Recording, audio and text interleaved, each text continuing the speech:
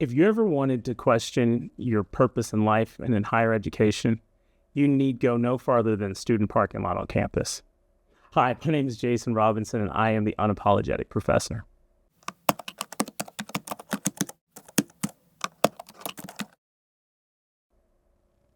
Parents want what's best for their children. I'm a parent. I get it. College is one of those ways that many parents feel that their child can grow into the adult we all know lies deep within them. Sometimes deep, deep within them. It's only natural to want your learner to have the best of everything when they head off to school, but my experience has shown me that there is one major purchase that parents can make that leads to some of the biggest non-academic issues that I see on campus. Your children know nothing about their cars. As you may know, I teach chemistry. I also used to work in the automotive and aerospace industries, so I like to bring practical information into the classroom because there's literally chemistry happening around us all the time. If I can get a student to make simple connections, then I can get it to all start to make sense in their head. I love talking about jet engines when we're discussing combustion reaction and tires when we talk about gas laws. The unfortunate fact of the matter is the longer I teach, the more I realize that students know virtually nothing about the vehicles they drive every day. Now, I don't expect them to be experts, but I do expect them to understand the basics like which nozzle is gasoline and which one is diesel. The steady decline in vehicle knowledge came to a head one day after a long weekend, and a student announced in class that they had been awarded a new emoji by their car. Now, it took me 5 seconds longer than it should have for me to realize what was really going on. For a brief moment, I thought in my head, hey, this student must have some really cool connected driving app. It's judging their driving, and they've made it several miles without injuring a pedestrian. Good for them. But foolishly I asked, where'd the emoji show up? Without missing a beat, the student looked at me and said, right by the part that shows me how fast I'm going. Hit me like a ton of bricks. It wasn't an emoji. It was a warning light.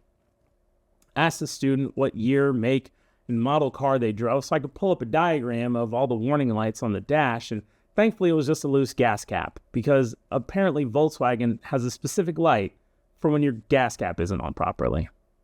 Since that fateful day, I've made it a point to ensure that my students learn some basics of how their cars work and about simple maintenance information that I can share all under the banner of chemistry.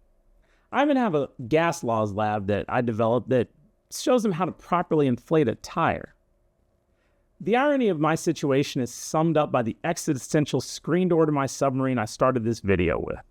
Long gone are the days of students driving reliable but cosmetically challenged secondhand vehicles.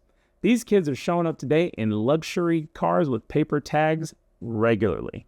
Now, I'm not here to bash parents who splurge on their kids, but I am here to worry about the challenges that come from sending your kid to school with a new $60,000 vehicle they know nothing about. During the course of my tire pressure lab, there's a regular question about maintenance that pops up. More often than not, I'll ask them about basic maintenance tasks like oil changes, and I'm met with the same verbatim answer. Quote, my dad handles that. End quote. Parents, it's all well and good, but at some point, you have a child that you want to be an adult. And adults need to know how to do adult things. Now, with the complexity of modern vehicles, especially these luxury vehicles, I don't expect students to know how to change their own oil, but it would be helpful if they at least knew where to get their oil changed. Additionally, college students love to road trip, but they don't know how to check tire pressure, let alone change a flat tire. Again, my students expect that roadside assistance spawns instantly in the middle of nowhere, and then we'll have them on their way in minutes. If you're going to send your child to school with a vehicle, you need to have a plan. And here are some tips to help you get started. Number 1, if the car is still covered under warranty, you need to know where the nearest dealer for that make is. This will help you with simple maintenance or part replacement because your kiddo is going to learn that curbs eat rims. If the car is out of warranty, you need to scout ahead and find a reputable shop where you can send the car when something goes on and have that expectation of this is where we are going to send the car. Number 2, make sure you have some roadside assistance for your student and your student knows how to contact them. By the time a student's headed off to college, they should know how to initiate assistance and understand the amount of time it may take before someone can help them at the side of the road. Number 3, spend a little time with your child and teach them, how to check air pressure and where, things about oil.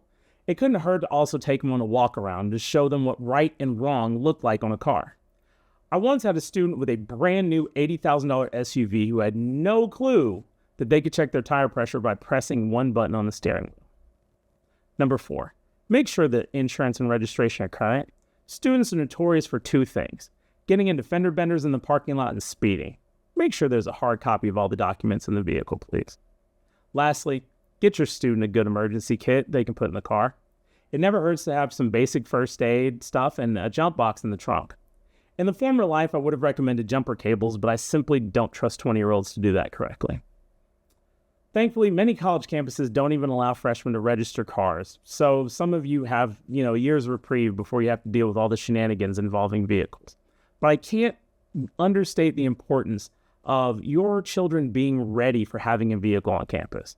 Failure to have a plan can turn into missed classes and poor grades. Even worse, lack of vehicle maintenance can lead to collisions or accidents, which could at best lead to missed classes and financial burdens. Your children and your vehicles are some of the most important investments you've made in your life.